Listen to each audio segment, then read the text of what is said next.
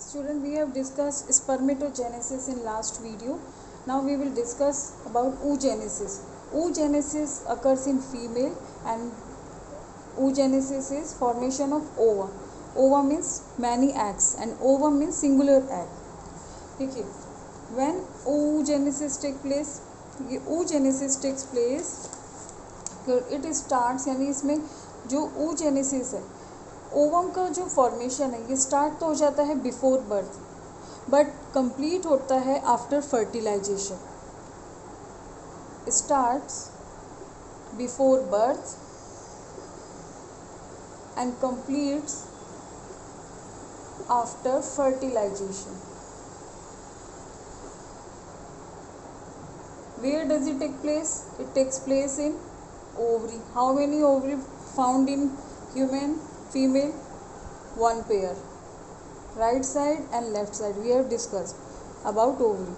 Now we will see oogenesis consists three phases.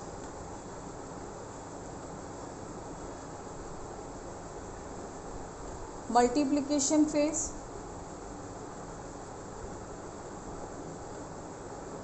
growth phase and maturation phase. Similar we discussed in spermatogenesis that also has three phases: multiplication, growth and maturation. Multiplication means होता है कि number increase करना. अब जैसे ये ovary है, ठीक है, ओवरी की जो वॉल है that is called germinal epithelium.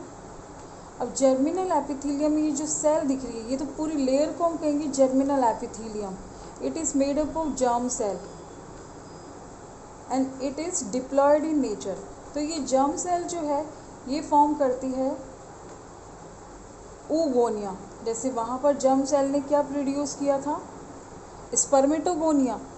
लेकिन यहाँ पर ये जो oogonia है इसका फॉर्मेशन कब हो जाता है? Before birth. ये बिफोर बर्थ ही क्या होती है? oogonia प्रेजेंट होती है.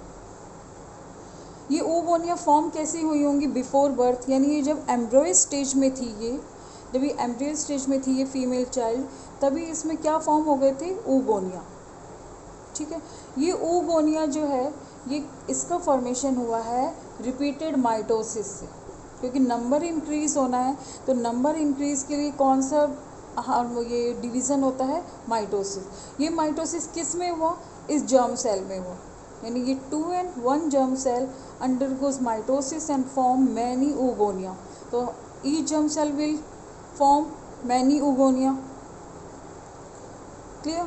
अब ये oogonia जो बिफोर बर्थ बन गई, यहाँ पर इसमें से 1 oogonia डेवलप होती है. 1 ओगोनियम, 1 oogonia डेवलप होती है. उसका डेवलप होने का मीनिंग क्या है? कि यहाँ पर ये ग्रोथ फेज आएगी.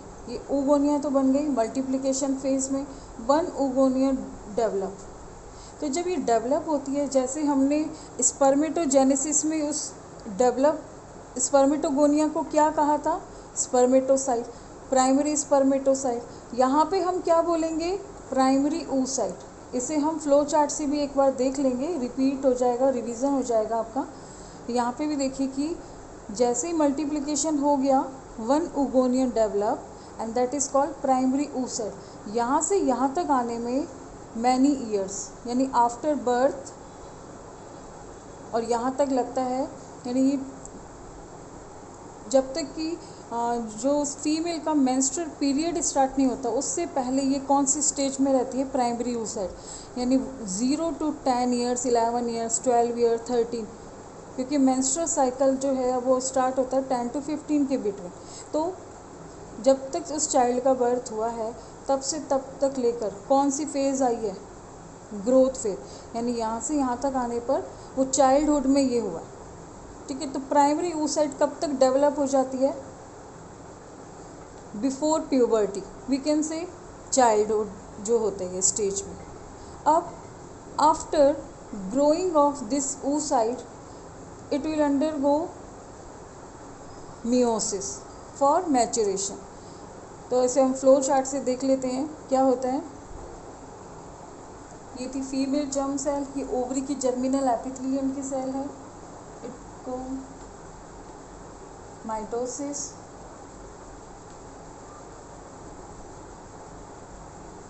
क्या बना रही है, oogonia।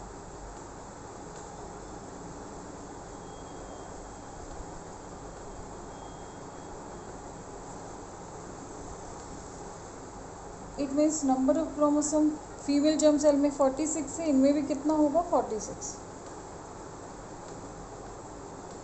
और माइटोसिस आपको पता है कि किसी भी सेल में जब माइटोसिस होता है तो 2 सेल्स का फॉर्मेशन होता है, और नंबर ऑफ क्रोमोसोम उतना ही रहता है जितना पेरेंट सेल में है जिसमें डिवीज़न हुआ है। तो ऑल सेल्स, यहाँ पर ये क्या है, मल्टीप्लिकेशन हुआ, ये हुई फर्स्ट फेज। मल्टीप्लिकेशन में कौन सा डिवीज़न हो रहा है, ओनली माइटोसिस। ये क्या फॉर्म हुई है, oogonia। और फीमेल में oogonia कब होती है, before birth.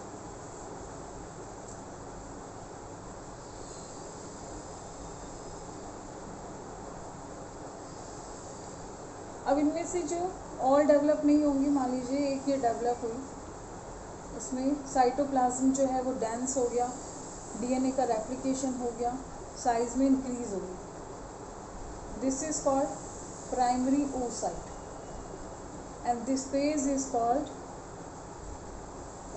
Growth phase. Human physiology में ये सबसे स्टेज है जो ग्रोथ में सबसे ज़्यादा टाइम ले रही है, यानी ग्रोथ पीरियड सबसे ज़्यादा फीमेल जो oogenesis में आता है, फीमेल जर्म सेल में, यानी oogenesis में ही आया है, बिकॉज प्राइमरी oocyte में कन्वर्ट हो रही है कोई सेल, तो यहाँ से यहाँ तक 10 ईयर्स 11 ईयर्स इतने लगते हैं। अब ये जो सेल है प्राइमरी oocyte, इसमें होगा मियोसिस 1। ये मियोसिस 1 होता है at the time of puberty, यानी फीमेल में जो फीमेल सेक्सुअल कैरेक्टर्स जब डेवलप होने लगते हैं तो उसे हम कहते हैं प्यूबर्टी टाइम। जब मियोसिस होगा तो मियोसिस में आपको पता है कि मियोसिस फर्स्ट में क्या होगा, कितनी सेल बनेगी, 2 सेल का फॉर्मेशन होगा, ये 2 सेल्स बनी। नंबर ऑफ क्रोमोसोम क्या हो जाएगा, half. Suppose it has 46 chromosome, तो इसमें कितने हैं, 23 क्रोमोसोम। और इसमें जो डिवीज़न होता है मियोसिस वो अनइक्वल होता है। अनइक्वल मीन्स एक तो स्मॉल सेल फॉर्म होती है और एक नॉर्मल साइज़ की सेल फॉर्म होती है। इस नॉर्मल साइज़ की सेल को कहते हैं सेकेंडरी oocyte। कुछ याद आया आपको कि सेकेंडरी oocyte ग्राफियन फॉलिकल में प्रेजेंट थी, और ये जो स्मॉलर सेल है that is called polar body, it is called polar body. Clear नहीं दिख रहा है, वेट सी 1 तो क्या बनी है, कॉलर बॉडी, उसको हम कह देते हैं फर्स्ट कॉलर बॉडी। और सेकेंडली क्या बनी है, सेकेंडरी oocyte। यहाँ पे 1 सेल कितनी oocyte बना रही है, 1। कॉलर बॉडी का अभी तक कोई फंक्शन नोन नहीं है, इसका फंक्शन अभी भी अनसर्टेन है कि क्या होता है, बट ये बनती है। अब ये देखिए बिफोर फर्टिलाइजेशन, यानी ये जो गर्ल का मेंस्ट्रुअल पीरियड स्टार्ट हो जाता है जब सेकेंडरी oocyte फॉर्म हो गई। ये सेकेंडरी oocyte ग्राफियन फॉलिकल से रिलीज हो गई, मीन ओव्यूलेशन हो गया, यानी हार्मोनल अब क्या रेगुलेट करेंगे, मेंस्ट्रुअल पीरियड रेगुलेट करते हैं। क्लियर है ये। तो जो मियोसिस होता है वो कौन सी एज में होता है, प्यूबर्टी। अब सेकेंडरी oocyte जो है ये आगे मियोसिस सेकेंड में नहीं जाती। अभी देखिए मियोसिस फर्स्ट, ये कब जाएगी, जब उस फीमेल की मैरिज होगी, स्पर्म एंटर होगा, यानी जो इंसेमिनेशन होगा, इफ फीमेल जेनिशियल ट्रैक्ट में स्पर्म एंटर करता है, ठीक है, तो स्पर्म एंटर करेगा तो स्पर्म क्या करेगा कि जो इनिशिएट करेगा, सेकेंड मियोसिस कब होता है, at the time of fertilization. If sperm enters then कौन सा मियोसिस होगा, सेकेंड। तो मियोसिस सेकेंड हुआ तो क्या बना, अनइक्वल मियोसिस सेकेंड। एक तो स्मॉल नॉर्मल साइज की सेल और एक बनी स्मॉल सेल, तो इस सेल को हम बोलेंगे यहाँ पर ओवम। अभी तक हमने ये वर्ड यूज़ नहीं किया था। ये कब बनता है, at the time of fertilisation, यानी reproductive age, when female is ready to reproduce, तब ये बनेगा ovum, at the time of fertilisation. So this is referred as reproductive time. और ये बनी है जो smaller cell, this is called second polar body. Again work is uncertain, इसका role अभी तक नहीं पता है। क्लियर। तो ओवम बनता है at the time of fertilisation यानी बिफोर मैरिज। जो रिलीज होता है फीमेल ओवरी से वो क्या होती है, सेकेंडरी oocyte। स्पर्म एंटर नहीं करता है तब तक क्या रिलीज होगा, सेकेंडरी oocyte। और जब फर्टिलाइजेशन होता है तो क्या प्रोड्यूस होता है, ओवम। कितने ओवम बन रहे हैं एक सेल से, हम देखेंगे वन ही ओवम प्रोड्यूस होगा, यानी वन ओवरी से वन ही ओवम प्रोड्यूस होता है। और ये अल्टरनेट होता है, एक बार लेफ्ट ओवरी में ये प्रोसेस होता है, देन राइट ओवरी में नेक्स्ट मंथ, फिर लेफ्ट ओवरी में, फिर राइट ओवरी में, इस तरह से। तो ये तो पढ़ा हमने oogenesis। अब जब नेक्स्ट टॉपिक पढ़ेंगे मेंस्ट्रुअल पीरियड नेक्स्ट क्लासेस में, तभी आपको समझ आएगा कि 1 ईयर में कितने एग्स प्रोड्यूस हो सकते हैं। ठीक है, 1 ईयर में, ये क्वेश्चन है, आप ये बताना कि 1 ईयर में एक फीमेल कितनी oocytes होगी, कितने सेकेंडरी oocyte उसमें प्रोड्यूस होंगे। क्लियर है। तो यहाँ पे oogenesis की 3 फेजेस हो गई, मल्टीप्लिकेशन फेज, ग्रोथ फेज, और ग्रोथ फेज के बाद में यहाँ तक आ गई मैच्यूरेशन फेज। क्वेश्चन आता है कि एक जर्म सेल से कितनी oocyte प्रोड्यूस होती है, यानी तो आप कहेंगे 1 सेकेंडरी oocyte या 1 oocyte प्रोड्यूस होती है। और स्पर्म कितने प्रोड्यूस हुए थे, 4। Clear student. तो यहाँ पे oogenesis जो टॉपिक है ये कंप्लीट होता है। पोलर बॉडी का नंबर पूछें कितना है, देखिए पोलर बॉडी यहाँ पर देखिए, इसमें जब डिवीज़न हुआ तो ये 1 पोलर बॉडी बनी। अब ये पोलर बॉडी में भी तो मेयोसिस सेकंड होगा, तो ये भी 2 पोलर बॉडी और बनाती है। ठीक है, तो 1 2 और ये हो गई 3। तो पोलर बॉडी का नंबर कितना होता है, 3। Clear and unknown function of. Okay student, thank you. I hope you have understood. If any doubt then ask me please. Thank you.